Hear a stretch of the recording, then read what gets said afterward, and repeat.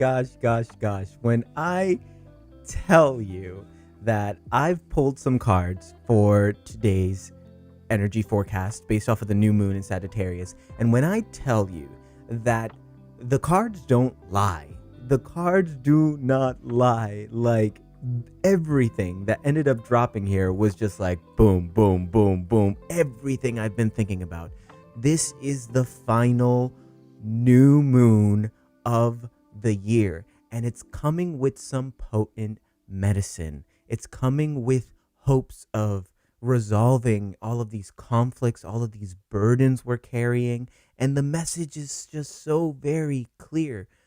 We are carrying this weight on our shoulders for some reason. Perhaps it's societal pressure. Perhaps your mama gave it to you, your daddy gave it to you, who knows? But the weight is not yours to carry. This world is not asking us to carry its weight on our shoulders. She's doing just fine. And sometimes the best thing we can do is walk away. The best thing we can do is walk away. We are wasting our breath on people, on places, on things that aren't worth that energy. Yes, we are infinite beings, but there are pockets during the year where that energy is very finite. And right now, astrologically, these cards, all of the things, they're asking us here to lay our weapons down, to cut those toxic bonds, and to really throw ourselves, embrace and just accept that this is the new beginning we're getting, whether we like it or not. Hi, hello, how are you? My name is Daniel Colon, also known as Color Me Crazy Baby, and I am a revolutionary astrologer helping you alchemize the chaos of this moment into power. I have been looking to the stars as a way to help me grow and evolve, and there's a season of intensity astrologically, and there are seasons for rest. And as we close this chapter of, the shit show that was 2025, we're gearing up toward truly an era defining chapter of human evolution.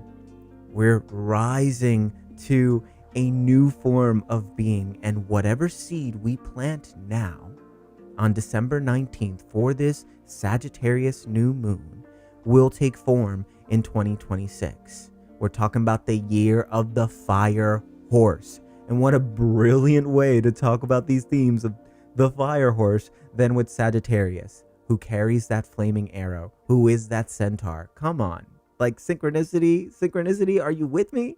So I'm going to go ahead and I'm going to dive into these cards. I've pre-shuffled them. I've already laid out the reading here so we can just keep things flowing and going. I'm going to talk about what the Sagittarius new moon is all about, the aspects this new moon is making, the impact and the reason, the significance. And by the end of today's session, you should understand your place in this transit and how to move through it most effectively. So let's talk about the Sagittarius archetype first. So Sagittarius is the traveler. They're the wandering spirit. They come into this world to experientially learn what the meaning of life is through cultures, through people, through experiences. And in the process of all of that, they gain an understanding of this world. Sagittarius is ruled by Jupiter. Sagittarius is ruled by the literal god of the sky. So we're thinking of higher perspective when we look at Sagittarius. And we're also thinking of the winter flame as well, right? And Sagittarius needs to maintain that flame. In the winter, we need to maintain that fire a little bit more. We need to maintain that information. The nights are getting shorter and eventually they're getting longer. And through the process of that, how do we keep inspiration going? How do we keep belief going? And I think the timeliness of this new moon in Sagittarius and how it's coinciding with Wow, we are truly experiencing a crisis of meaning right now. Nobody knows what to believe in.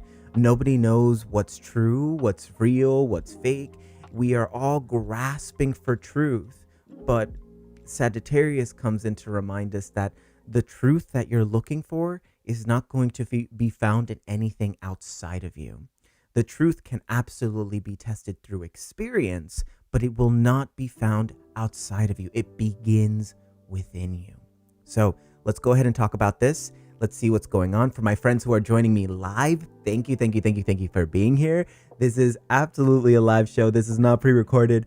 I am just here, Libra rising self, love for things to be curated and cute and polished. My Capricorn moon is loud, so I put in the work.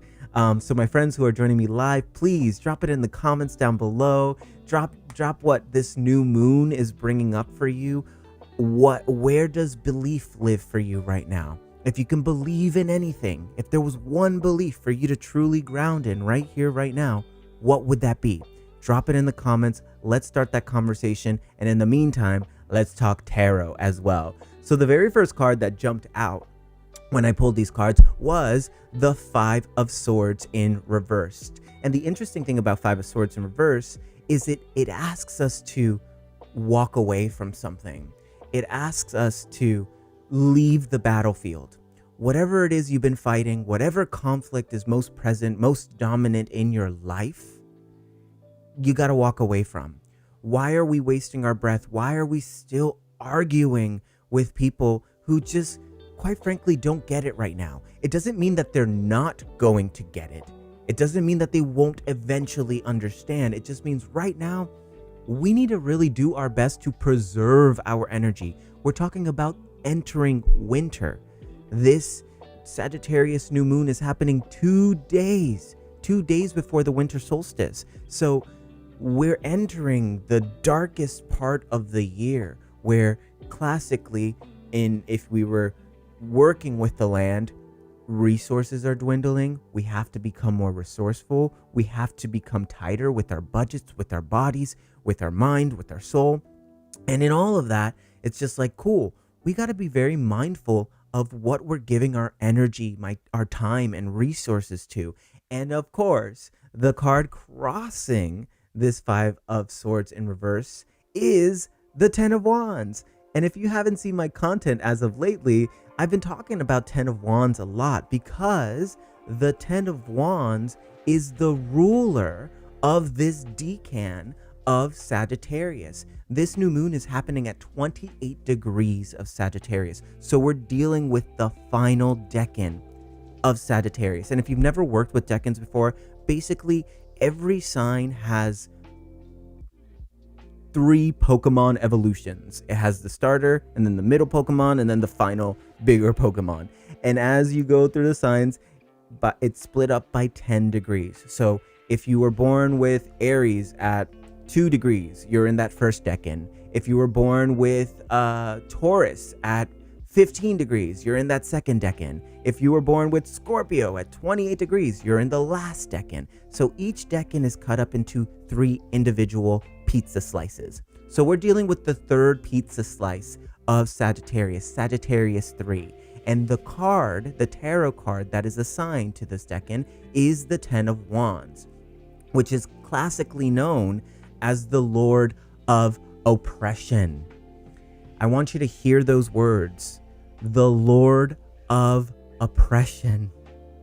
And if you can contemplate and you can think about and daydream about this, many ways in which we oppress ourselves through burdens, through workloads, the many ways in which we carry so much on our shoulders that isn't necessarily ours.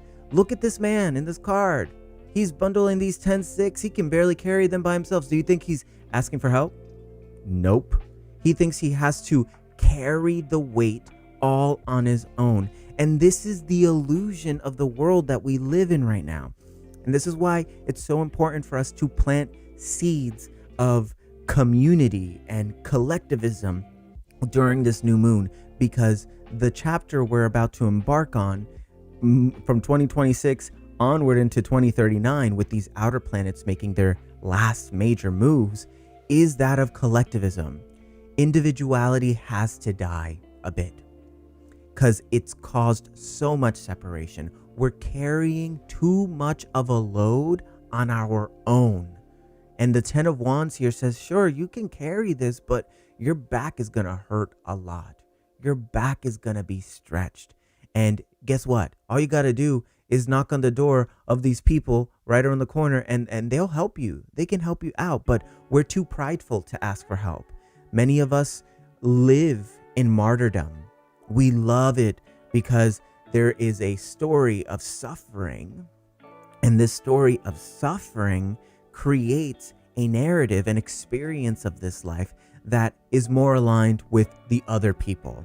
And so much of this last decade goes, we need to craft a belief system here that is lighter, that is less oppressive, and that also includes other people as well. And where we're coming from is, the star card. This is where we're coming from. So we're coming from a space of, well, once upon a time, we probably knew what that North Star was for us. We knew where we wanted to walk towards. We knew what that energy felt like. There was a feeling of hope, and even during the pandemic, towards the end of the pandemic, there was this energy of camaraderie, right? People were actually coming together. People were helping each other. And the pandemic, as deadly as it was for some people, it really created this pivot point in consciousness of like, wow, there's less pollution, there's less noise and clutter. And we came together in ways that surprised us. That was the Aquarian vision. The star card is ruled by Aquarius. That was the Aquarian vision of like, look at how interconnected we can be. And the seed was truly planted during that time of like, wow, there could be a better world. A better world is possible if we only got our shit together. But somewhere along the way, somewhere along the funk, the universe, the world in the main stage, we got a different set of cards. Authoritarianism is rising. If you're in the US like I am, y'all already know the shit show we're experiencing here. And we're not the only ones. It's global. The oppression that we are experiencing on a global level is exhausting. But regardless of anything, the heightened nature of how loud fascism is, how loud oppression is, how loud systemic violence is, the reason why we were dealt that set of cards is because it's up to us to really create the world that we want to live in. This is the new beginning, whether we want it or not. Two of Wands in reverse. And a lot of us are looking at this new chapter and going, but I don't want this new chapter. I want to skip ahead to the part where we're like holding hands and singing, we are the world, we are the children. But that's not the energy. That's not the tea. This is the new beginning we've been handed, whether we like it or not. And underneath all of this, in the way subconscious parts of ourselves, we have the 10 of Pentacles, reminding us here that this is legacy work, baby. This is legacy work. The seeds we plant now are not only seeds for ourselves, it's the legacy of humanity that we're building in real time. And let me tell you what can't come with you when we level up to this new chapter of humanity. These damn wands, this bundle of sticks. We don't need you tired. We don't need you bending over backwards in ways you can't. We need you rooted in belief, in faith, that whatever it is that's happening right now, as chaotic as it is meant to happen. It's meant to mature us. Yes, there is grief. Bottom of the deck, 8 of Cups. Yes, there is grief. Yes, it fucking sucks. But let me tell you, probably the best thing you can do right now is do exactly what this homeboy is doing. He's walking away. He is walking away. And when I first started this reading, I said, what? We got to walk away. We're wasting our breath on too many things, too much. We're wasting our breath on too much. And it's exhausting us to the point where we can't believe in anything bigger, in any potential, because we're so hung up on the war, on the battlefield. lay your weapons down, baby, and just walk away. Walking away doesn't mean you're failing either. Walking away doesn't mean you've given up. If anything, walking away means I choose myself right now. I choose what I can offer. This is the card of grief. And let me tell you, grief is the word of 2025. And many of us have been wandering through this year without even processing the grief that we're all experiencing. That anxiety that you wake up with, that restlessness that we all carry, those bouts of depression that we walk with, it's not just yours. It's all of ours. We all carry this weight and this burden together. And what will help you move through that grief is exactly that. We move through this together. You don't have to figure out the world's problems on your own. You don't have to figure it all out just by yourself. No, we're doing this together in real time. But you gotta lighten your heart. 3 of Wands. You gotta lighten that heart of yours. You gotta forgive, baby.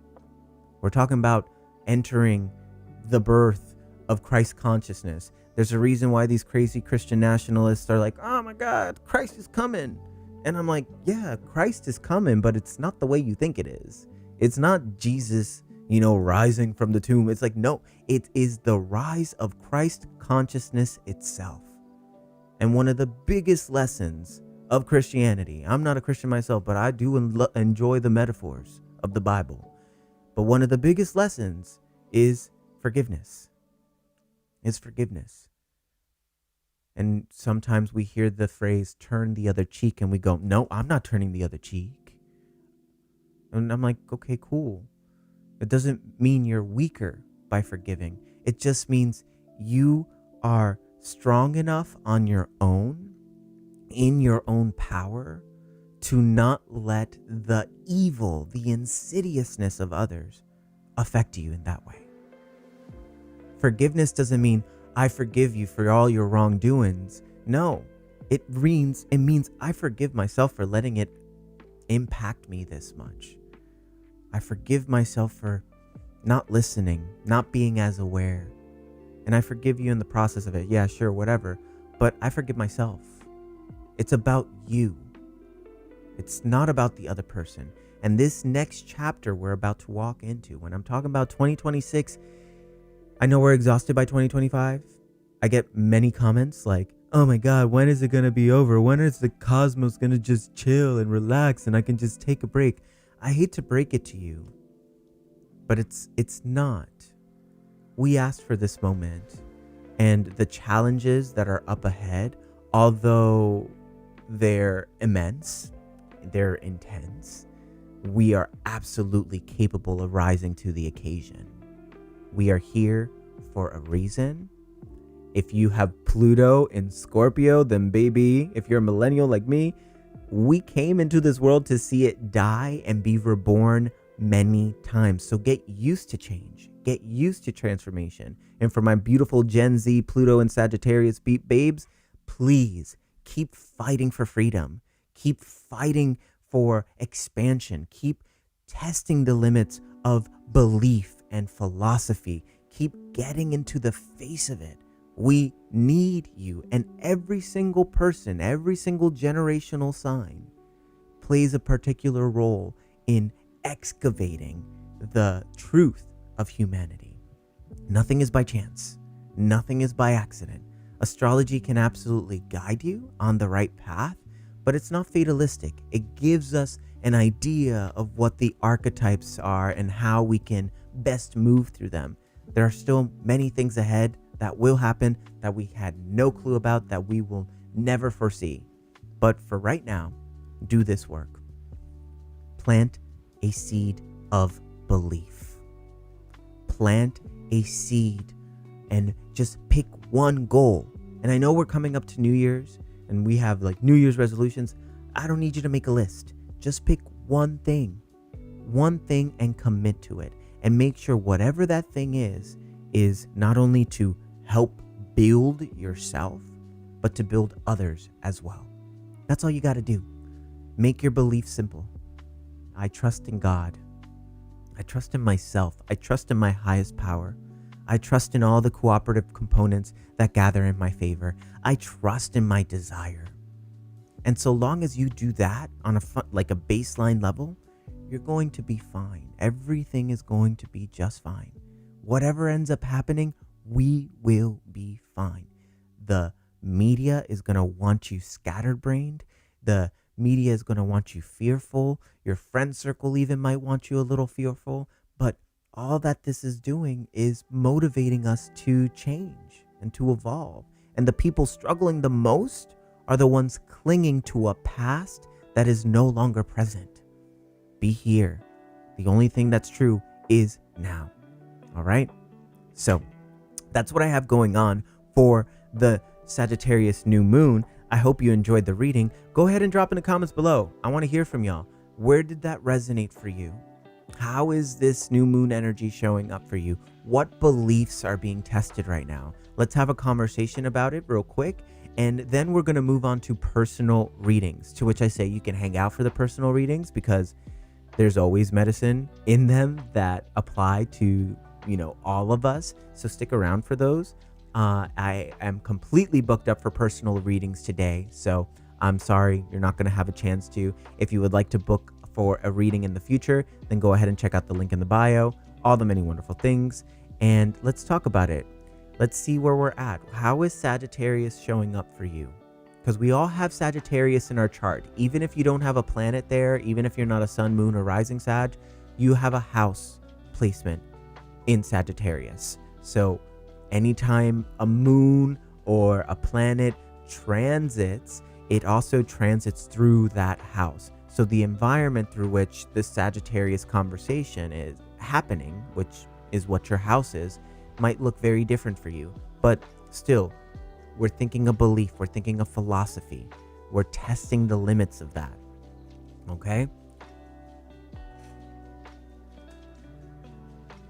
And while I wait for some responses to come through, I'm going to call on Anna Honeybee.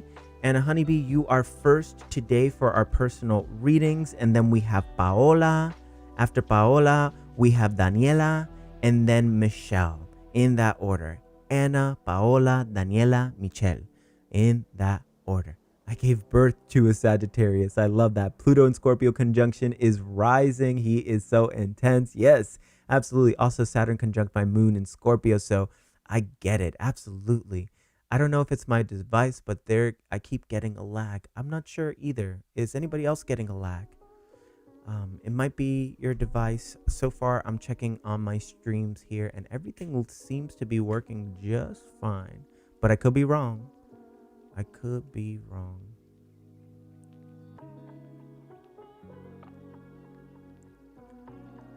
I'm just going to check my Webernetters real quick here just to make sure I'm not tripping.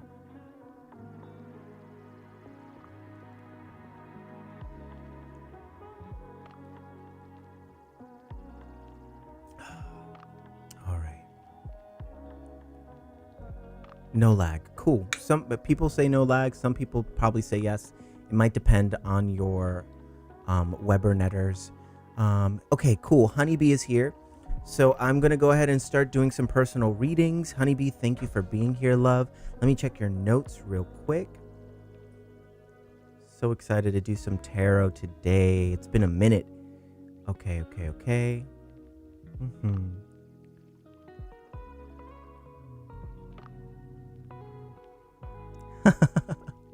Okay, you know what?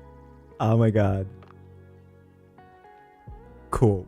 So, Honeybee, it's very interesting. This is where it tickles me. Astrology tickles me because you are what? You're a Leo rising? Is that? Yeah, you're a Leo rising, right? So, it's interesting because this Sagittarius New Moon, and I'm just talking about your notes. And I haven't even pulled any cards yet.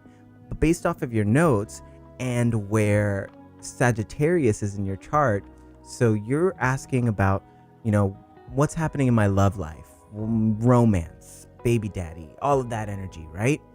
So Sagittarius is in your fifth house, which is the realm of romance. Fifth house is pleasure. Fifth house is play. Fifth house is creativity. It is the house of baby making. Okay. So for you, honeybee, I think it's quite interesting that you're asking for guidance on these topics in your notes. And it's just like, wow, we really know ourselves intuitively. So when we think of the moon transiting through your fifth house of pleasure, romance, all those beautiful things, what's coming up is, well, there is a belief here. It could be a limiting belief of what you're deserving, pleasure wise, joy wise, that is getting in the way of you attracting that ideal mate. So when we think of fifth house, Sagittarius, I also want to bring to life Pisces, because this new moon is squaring Neptune in Pisces, and it's also squaring Saturn in Pisces as well. So for the past like 14 years or so, Pisces has been living in your eighth house, the eighth house of deep transformation, the eighth house of secrets, inheritance. I wouldn't be surprised if there have been these pockets of immense grief that have been preventing you from fully experiencing joy and pleasure. All right. So in that, we have to work on perhaps the guilt we feel around experiencing joy.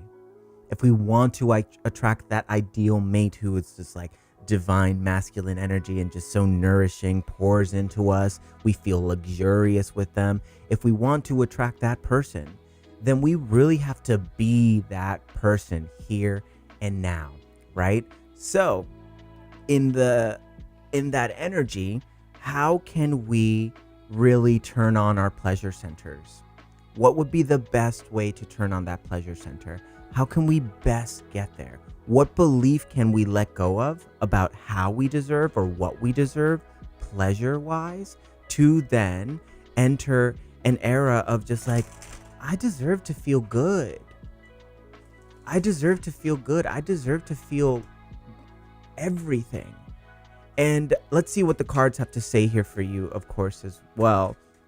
So what we're dealing with here is a limiting belief surrounding abundance, a limiting belief surrounding your worth, a limiting belief surrounding probably doubt that your wishes will be fulfilled.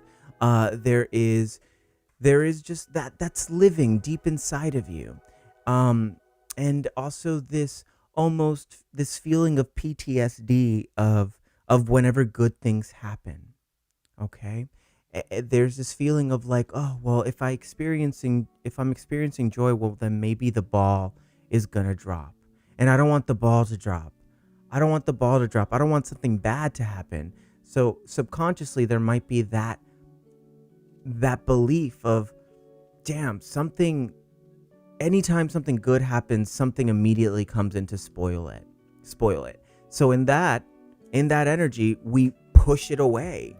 We push away those blessings. And the universe here is saying with these cards of like, cool, we got to sacrifice some of these things. We have to sacrifice some of these limiting beliefs.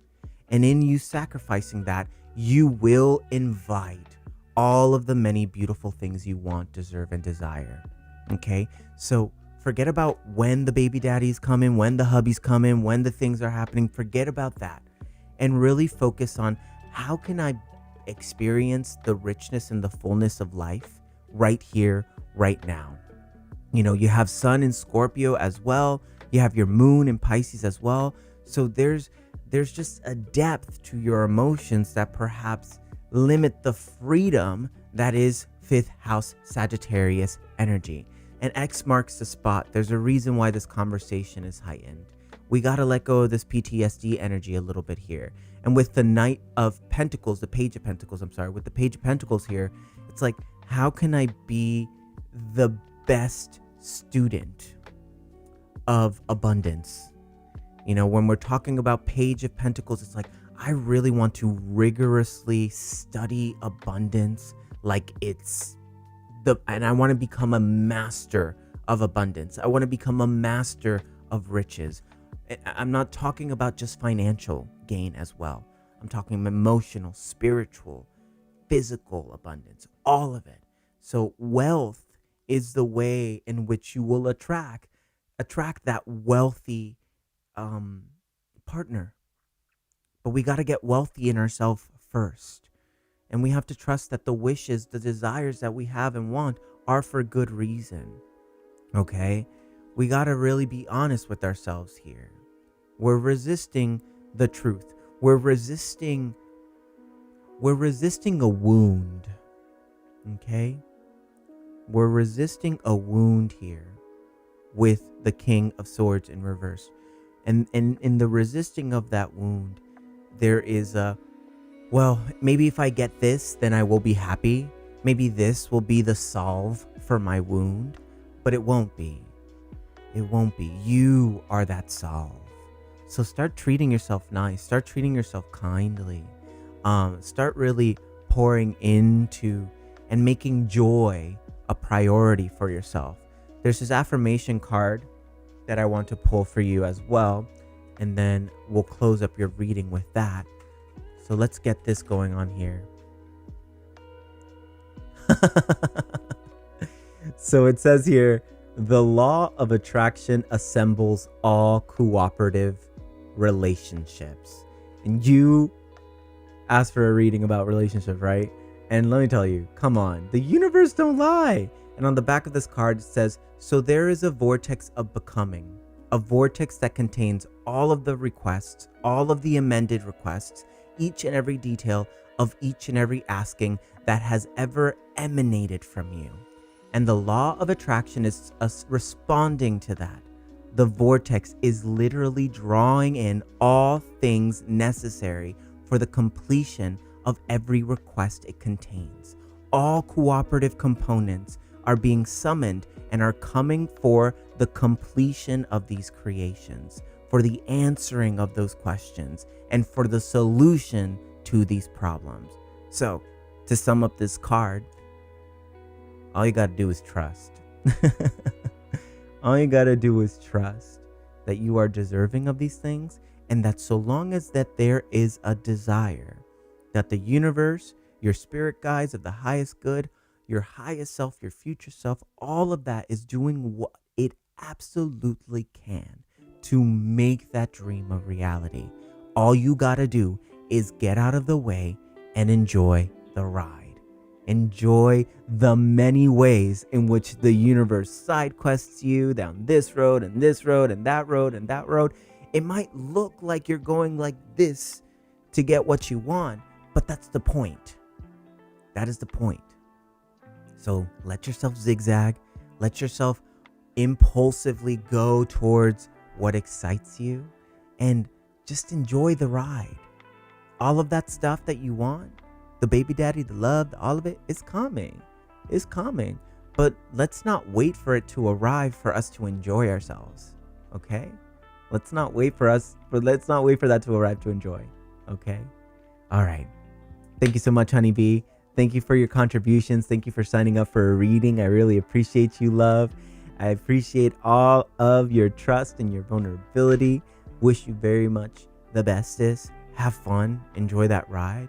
Upward and onward, baby, okay? Happy new moon to you. Mwah. All right. So, upward and onward, we're a little bit delayed, as y'all already know. I like to give you the reading you need. I love you too, Honeybee. So sometimes I go a little bit over, but trust and believe you're going to get the message you need. So for my people who are waiting, I apologize for the delay, but I'm going to give you the same amount of attention that I've been giving and that I give all of my peoples and anybody who books a reading. So next up, we have Paola. Paola, where you at, baby? Paola, Paola. Paola, Paola. Okay. Yes. Great. Awesome. Ooh, wait a minute. I love this. So, hold on. Great. Understand. understand. Great, Paola is here. All right, my love, let's go ahead and pull some cards. But first, I want to talk about your astrology. So, you're a Pisces rising. You're a Sagittarius sun. Pisces moon as well. Okay, so before I pull your cards, I want you to understand this component is that these past, I want to say 14 years, as Neptune has been in Pisces, Saturn has been in Pisces for almost 3 years, it really has brought an almost identity crisis to the forefront. Who you thought you were, all the ways in which you've been operating relationally with yourself, all of that has changed in some radical ways, some for good, some for not so good. We've spiritually awakened, which is amazing, which is all gravy. And now the true question, as Neptune exits Pisces very soon, it will be entering Aries. Saturn will be entering Aries as well. So for my Pisces babes in the world, sun, rising, moon, you're gonna get your moment of like, cool, I can really breathe now. The chaos is about to slow down for you all. So for quite some time, always there's been a change. There's been an evolution for you as a Pisces. Perhaps you started really seeing the many ways in which you martyr yourself, the way in which you give so much of yourself to so many of your relationships. And maybe some of your relationships really took a sour turn. Maybe there are some people in your life that are, have been with you since day one, and other people really had to fall away. The illusion, the mask of yourself had to dissolve in hardcore ways. And ultimately, the Piscean path, its evolutionary path, is to unite everyone, is truly the matriarch, the elder of the zodiac. They're the very last sign of the zodiac. And they came into this world to experience really, really, really immensely good things and really, really, really immensely tough things. And their evolutionary path is to be that middle point that goes, wow, isn't that what life is? Isn't life supposed to be the good things and the bad things? And what an adventure it was. What an amazing period of time it was. I've learned so much. I grew so much. And now I'm ready to surrender into the next chapter. So as a Pisces rising and moon, you really went through this emotionally for quite some time. To which I say now you're a Sagittarius sun. For this new moon, this puts Sagittarius in your 10th house. So we're talking about our career, our public facing image, the way in which the world receives us. And the success that you see in any career you take on is directly contingent on your capacity to root it in belief, in faith, in spirituality.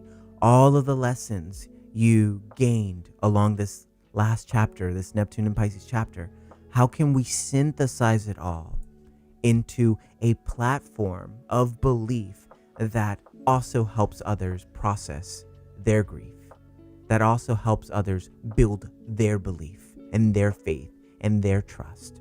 So I would start thinking here for this new moon of like, well, what do I want my legacy to be about? What do I want to be remembered for? How do I want to leave this earth? And what do I want to leave this earth with? What understanding do I want to leave it with? What gifts do I want to leave it with?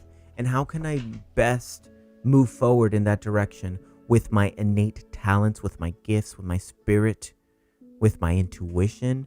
How can I move forward in that direction in the best way? So let's plant some seeds in that direction. Let's see what we have going on for cards for you. Please and thank you, God, Source, Spirit. Yeah, baby. Yeah, baby. Yeah, baby. What else have we got going on? Wow. We got a lot of King of Swords energy. You got to trust your truth. You got to trust your truth, and you get to now just walk away from that grief for some time to entertain a new chapter, a new beginning. Yes, I know we were rocked for God knows how long, but the rocking was the point. It's always darkest before the dawn, right? And the sun is slowly rising for you. It's a little obscure. It's not very clear, But this new moon is the perfect time to enter a manifestational portal of like, this is what I want to create from this. This is how I best want to move forward. The best case scenario looks like this, like this, like this. Like, really step into that dreamy Piscean energy, root in that dream, and get close to the beliefs that will support that dream as well as the work. Because when we're dealing with Saturn and Pisces, we're also dealing with the work around the dream. It's not enough to just dream. Dreaming is fun. Dreaming is exciting. And for some people, dreaming is like, oh, yes, but, and it's a little disheartening. But when we came into this world and we were little ones, all we did was dream, and that dream excited us. So how can we dream with that level of excitement and also match the everyday work with that dream? It's not enough to just want a better world. We have to also build a better world too. And these are the questions that come up when we think of new moon in Sagittarius for you. It's all, of course, a process. And the more you embrace just how badass you are, the more you embrace just how beautiful your truth is, and you trust your truth, you trust that throat chakra, you trust what's coming out of you, the closer you are to that dream, the closer you are to that vision. Now is the time to build that momentum and to keep that momentum going. We got Mars, which freshly entered Capricorn. It's exalted in Capricorn, which says, great, now I really got to do the work. Now I really got to commit to something. With Mars being in Capricorn, it is transiting through your 11th house of dreams, of big picture visions. It is a house that is classically ruled by Aquarius. It is also the house of groups, of friendships. So start thinking as well here. You are absolutely meant to be the leader of a space, but you're meant to surround yourself with many, many, many people. So with Mars and Capricorn in your 11th house, for the next 7 weeks, we're thinking, okay, how can I best build the community I need, I want, I desire? Who are those people? Who do I trust to build a legacy with? And how can I move forward in that direction? We got to collaborate a little bit more. You're meant to be a boss, big boss moves for sure. Mars and Capricorn is going to show that to you. And Mars and Capricorn is also going to show you the ways in which we got to let go of how it arrives, how the community arrives. Capricorn wants excellence. Capricorn wants things to be perfect. But community is messy at first. It's a little clunky. We don't really know what we're doing yet. But little by little, it builds and it morphs and it shapes into something we're really proud of. So use this next 7 weeks with Mars and Capricorn to just like, great, I'm going to show up every day to this task, whatever that task is for you. One task, just one thing. Every day I'm going to show up and I'm going to try my best. Every day I'm going to build. Some days I will build a hill. Some days I will build a little mound. But so long as I show up every single day consistently to this work, I will reap the benefits. I will reap those rewards. So those are the insights that I have for you. Your cards, we have Queen of Wands here, which is reminding you like you're a badass witchy loves. Like, trust your witch. Trust that you march to the beat of your own drum. Trust that not everyone understands you. It's okay. You don't need everyone to understand you. You just need to be honest. King of Swords here. Trust this new beginning. It's a new beginning. Walk through that door and walk through it with open arms. Sure, it doesn't look like the way you wanted or expected, but it's the door you got. And so long as you walk through it, you're going to be okay. And everything you want, we got 7 of Pentacles in reverse. Everything that you want, it's going to be a process. It's going to take time. All of the seeds that we're planting here for this new moon in Sagittarius, we're planting it in winter, in cold. The ground is frozen. It's in darkness. It's germinating in conditions that we don't really know what it's going to grow up into. We can't foretell that, but it will grow into something. And that's what matters, is that whatever seed we plant now, whatever seed we nurture now, will grow up to be whatever it needs to be. But you got to trust that process. We got to embrace that. And we also have 10 of Swords here. It's always darkest before the dawn, baby. It's always darkest before the dawn. Walk away from that grief. The grief is over. The grief is over. We've done the moping. We've done the swampiness. We've done the looking at ourselves. The confusion we can check the confusion at CoCheck. It doesn't need to be here right now. Okay? All right, love. All right, cool. So that's what I have going on for you. I just want one more card, please. An affirmation card. Here we go.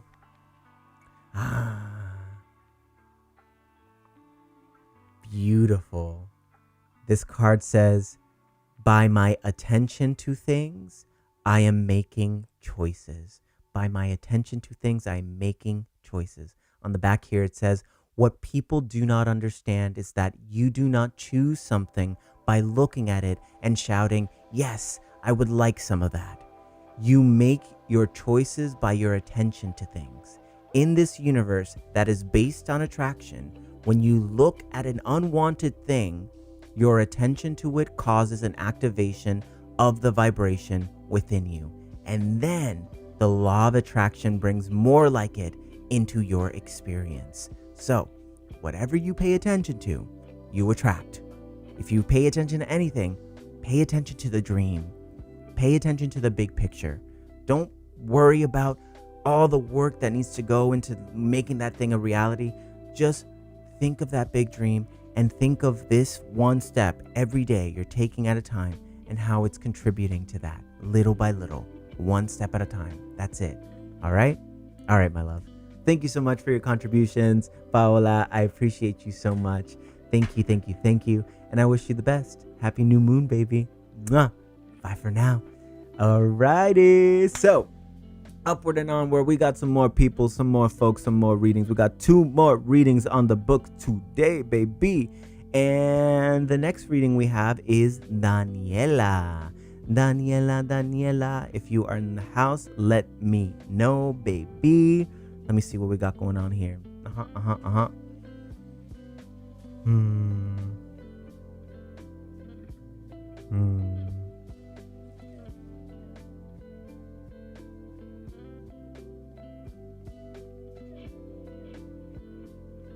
Yes.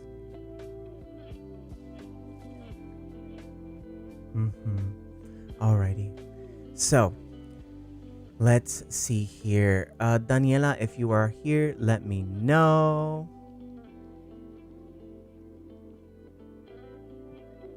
So for my friends who are watching on YouTube and are asking about readings, how do you do a tarot reading like this? It's located on my website. If you go to www.colormecrazy.info, that's www.colormecrazy.info, you will find a link to book a reading. Okay, so that's how you get it. That's how it happens. I'm booked up for today, though. I will tell everyone, disclaimer, booked up for today, but book for next week. I will be back next week. So long as there's people booking, I'm here, baby. I'm here. So yes, I do. I see your comments. I'm sorry about that, Daniela. And I was reading your notes here as well. We got some transformation stations happening here. So there's a couple things. First, let's talk about your astrology like I've been doing. Let's talk about your astrology. Let's talk about this new moon. And I will talk about that note about January 28th. So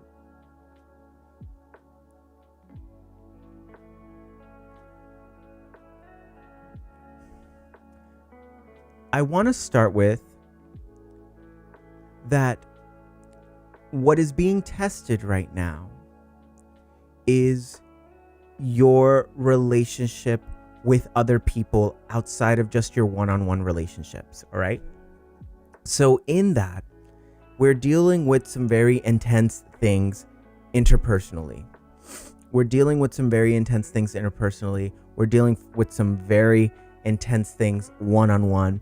But the universe with this new moon is also asking you to, we're very independent. You have Aquarius rising, Leo sun, Capricorn moon, like very independent. You kind of just do things on your own.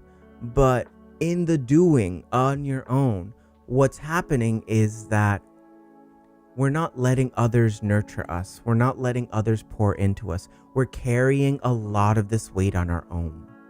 We're carrying a lot of this burden on our own.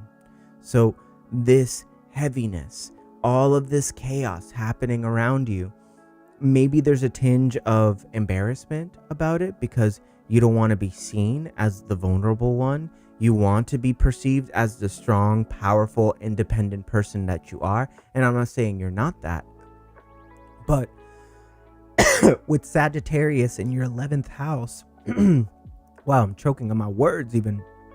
With Sagittarius in your 11th house, there's a belief here that perhaps you can't really trust friends. You can't really trust community. And during these moments where you're going through this intensity, and I'm not really getting specific, like, you know exactly what I'm talking about. You shared it in my notes. I just want to, preserve or reserve some privacy here with what you shared with me. So with everything that you're going through, what we classically see in these situations is that it happens in isolation. And in it happening in isolation, there's this feeling of, I can't escape this. And this is where community is necessary, because community goes, no, you're not going to do this to the person I love. You're not going to do this to the people I care about. Community, true community, stands in front, is willing to put their body on the front lines when we personally cannot do it anymore. Because we've been getting the shit end of the stick for way too long. So in that, I'm just like, okay, cool. What are the questions? What are the beliefs then? Who are your people? Do you have a community of people? Do other people really know that this is happening? Is there a group of some sort you can trust to help carry you through this? Because you're carrying a lot of this in isolation, and that is where the intensity just gets pinpoint focus and it amplifies itself. So we gotta get some people. Okay? Again, Emperor in reverse. We're doing a lot of this on our own. And it doesn't mean you can't. Like, we got Neptune and Aries coming up in January 26th, just 2 days after this major event that's coming up for you. So it's going to kick up that fiery drive. It's going to kick up that impulsivity. All of this ick that you've been holding on to, it's going to go back out there. And whatever you want the shadowy side of things to receive, they're going to get theirs. They're going to absolutely get theirs. But the more you trust community to uplift you and empower you, I think the clearer it will be on the other side. You need people to boost you up a bit right now. You need people to boost you up. And needing others is not a sign of weakness. Needing each other is what we're all about. It's what we're all about. This breaking apart of things. There is an emotion here that needs to come up.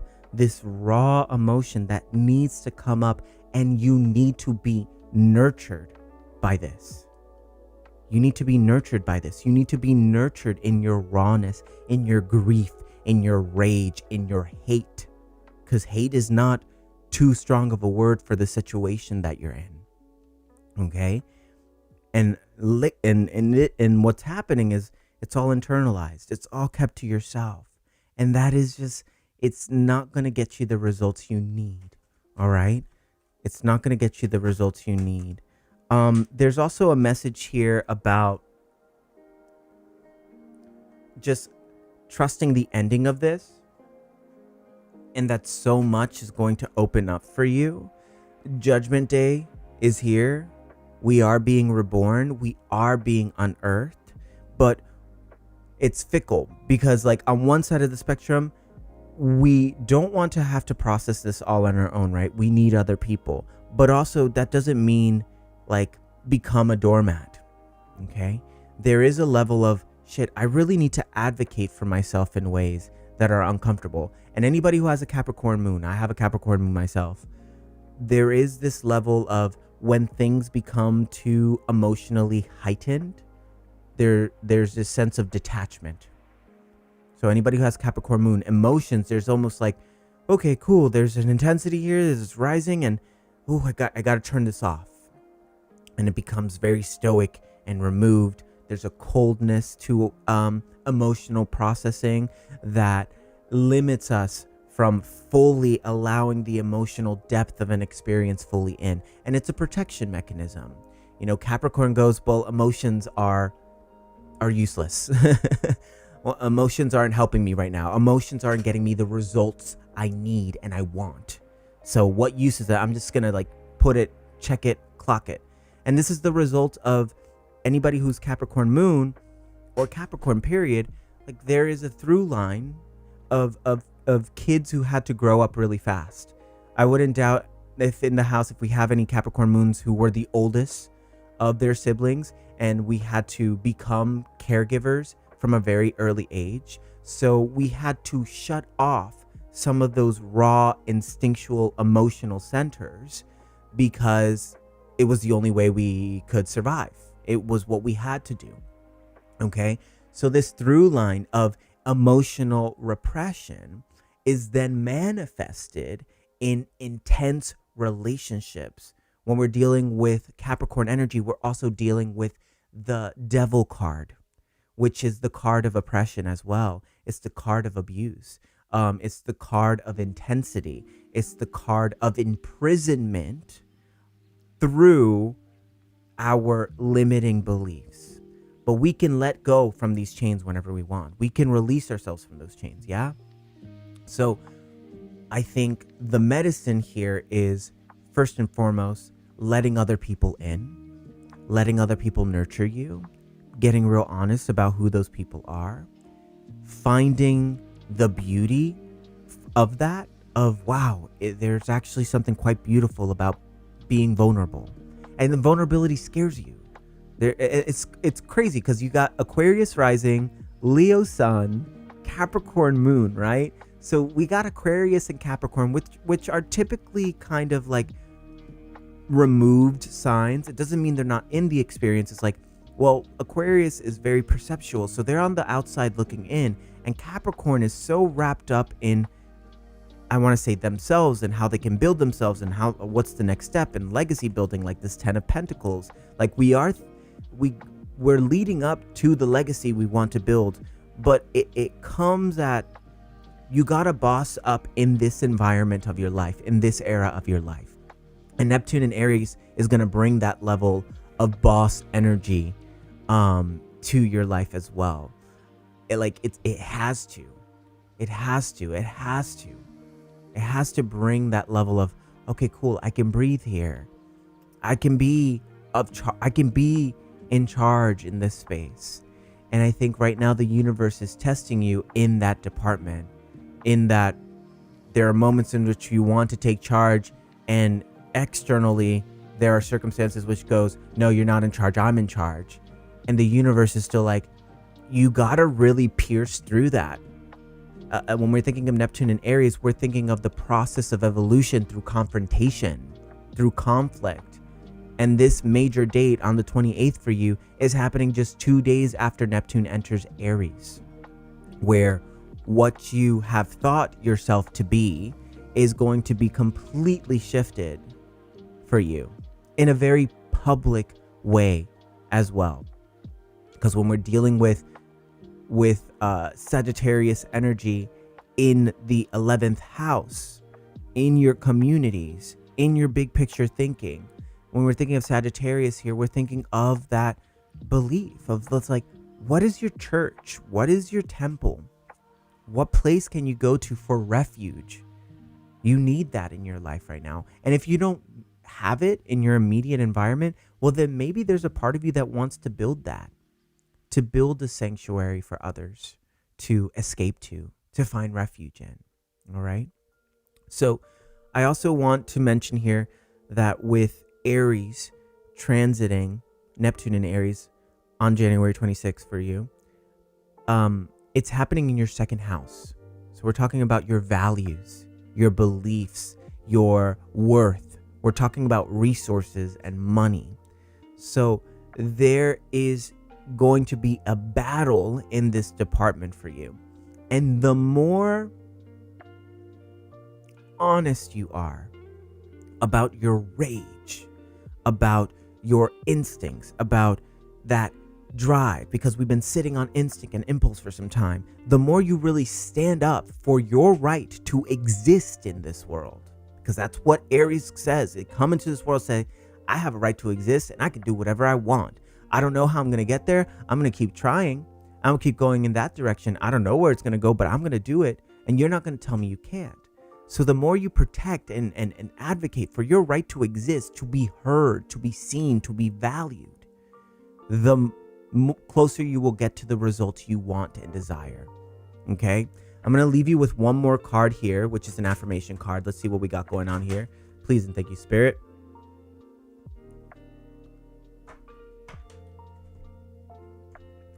Great. So the card that I have for you here is the essence of my every desire can be fulfilled. Okay? And on the back of this card, it says, if your time-space reality has the wherewithal to inspire a desire within you, which is what Aries is all about. They're the first sign of the zodiac. They are pure instinct and desire. So if it has the wherewithal to inspire a desire within you, it is our absolute promise to you that your time-space reality has the ability to deliver in full manifested form the reality of the desire it has inspired. The essence of any soul and all desires can be fulfilled unless you are holding yourself out of alignment with your own desire. The feeling of competition or shortage or limitation of resources means you are out of alignment with your own desire. So I think there's a very clear distinction here of your relationship to shortage, to competition, to limitation of resources. Whatever transpires between now and January 28th is you got to get really close to just how powerful you are as an individual. That there is no limitation to your desire. That there is no shortage of resources. If anything, there is just a shortage of belief that you are capable. There is a shortage of belief that your desires will be fully manifested. You don't need anything other than people who love you, who believe in you, and yourself. Surround yourself with those two things, and you're going to get everything you want. You need to know what you want, though. You need to know the big picture from this. You need to know what legacy you're building toward. And in the process of that, in you bossing up in those ways, you will get the result you want. All right? Get close to your heart center. Release your heart. Release your tears. Cry, scream, shout. There is something primal in your nervous system that needs to be expressed. That needs to come out of you. You need to. I'm like, I can't breathe. You know, like you need to breathe. You need to purge. And if you do purge and you get it out of you, you do it with others. Do it with others. I learned that I was taught from a very early age not to cry. And there are so many moments throughout my life where I'm just like, God, I just think I really need to cry. And this is the effects of a Capricorn moon of just like, we get so hard, you know, we armor up emotions, deep emotions come in and we get armored as if we were going to go to battle. And in the process of that, we don't fully let things in. We don't fully process the emotion. And in that, those emotions get stuck, but they still stay there. I think get yourself to a grief circle, cry with some people, shed some of that. And in the process of that, the clarity that you want and desire will become more clear. It will come more front and center for you. Okay? That's just my thoughts. You do what you need to do. Regardless, Gabriel sounded his horn with that judgment card. Judgment Day is here now, baby. It's here. And there's nothing you can do about it. You are being reborn. And you got to just trust that that this rebirth process, you can change your mind. You also have Aquarius rising, which means like Pluto in Aquarius is going to be rocking your first house from now until the year 2039. Who you think you are is going through massive evolution. So the more we let go of this idea of who we think we are, who we're perceived to be, and just step into a different idea of who we want to be, how we want to show up, and just play with that a little bit more, I think the closer we get to that evolutionary assignment. Okay? All right. Thank you so much, Daniela. Love you. Love, love, love. Appreciate your contributions. In the meantime, let's go ahead and move on to our final personal reading for today. Thank you, everyone, for still joining and for being here. I really appreciate you. And thank you, Daniela, for all of your vulnerability. I really appreciate it. The last person on my list I have is Michelle. Michelle, where are you at, love? Please and thank you. Go ahead and drop your comment in down below, letting me know that you're here. Okay, cool. Oh my God. Yes.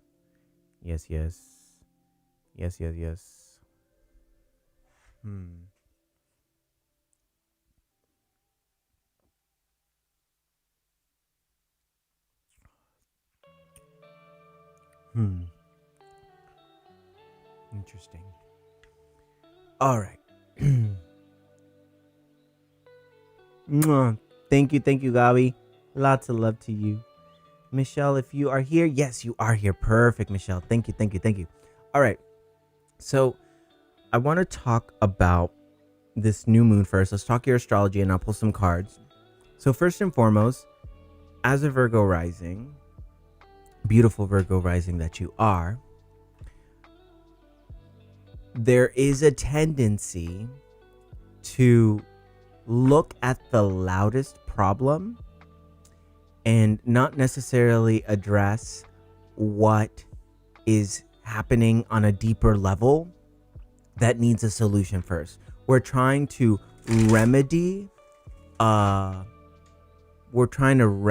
some form of scarcity or discomfort with like whatever's front and center. So in this situation, it's career, right? So there's this thought of like, well, if I get this career right, then I will finally feel at ease and I'll finally feel at home with myself and I'll feel okay and I will find the right job. I don't want to just find the right career. I don't want to find the right job. I want to find the most perfect, aligned experience. I want to feel fulfilled, right?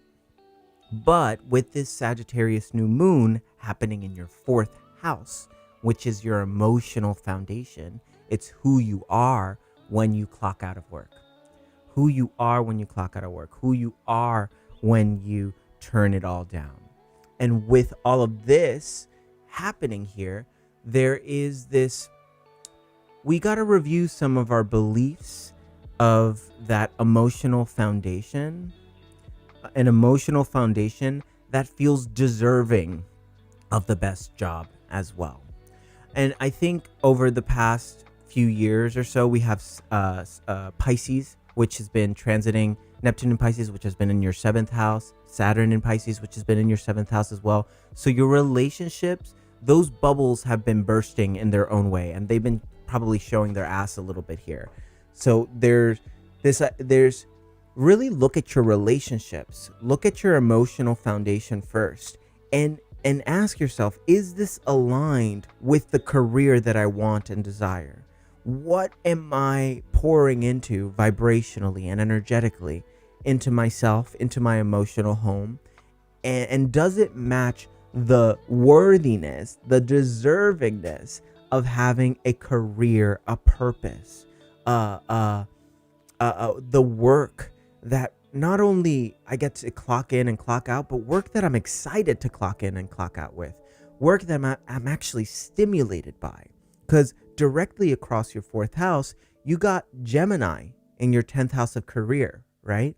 So directly across it, in your 10th house of career, you have a very stimulated sign.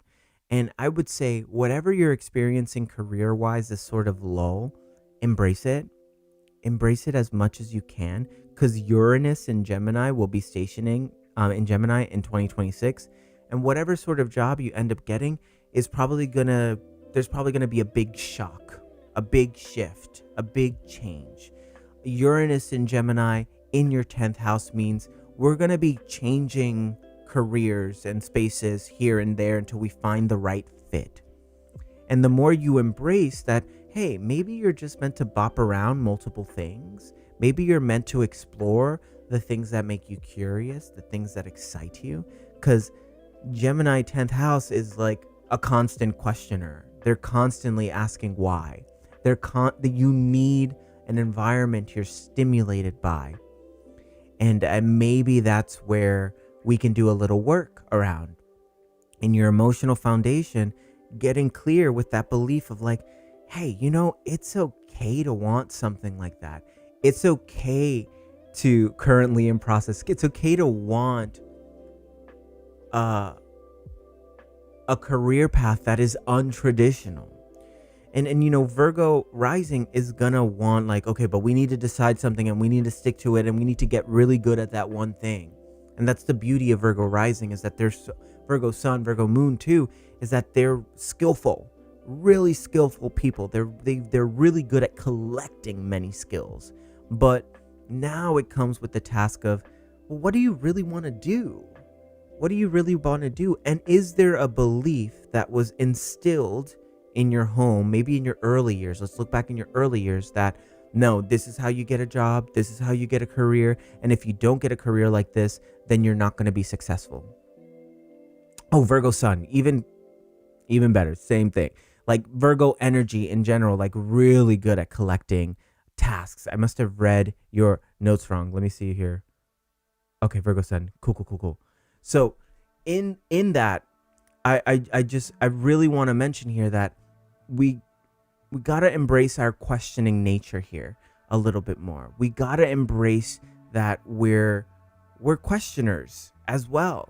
And we're meant to fly about like many different things. And the more you enmesh yourself, I think the reason why I would offer this, the reason why your career might not be working out, because we're talking Virgo sun, we're also talking about now Pisces in the 10th house. So your career with Pisces in the 10th house, it has to be immensely spiritual and meaningful. It's not, if it's not meaningful, if it doesn't feel like it's contributing to something deep and profound, then it's not going to sustain you. So where we're at here is like, cool, what beliefs are getting in the way of me really going after the job that not only sustains me financially, but also satiates me spiritually as well. And I don't know what that is for you. We're going to do a little bopping around here, especially with Gemini rising and Virgo sun. Like Virgo sun is always going to want a little bit of groundedness. They're going to want the steps to follow. If I sign up for this job, then I get this reward and I do this. They want that track record. But Gemini rising is a little bit like your gift is in conversation. So we got to start conversating a bit more. We got to start talking about things a bit more. We need to start networking a bit more. And I know that word is just so fucking tired, but like networking with people who you feel spiritually connected to, intentionally connected to. What else do we have going on here, Spirit? Please and thank you. Yeah, what is your North Star? Michelle, what is that North Star? What are your values? What do you really stand for? And are you applying for jobs that are connected to that? Or are we just looking for jobs that are like, well, I just really got to pay bills and I got to move on to the next step? Anything that you're doing right now, anything that you're applying for has to be emotionally resonant.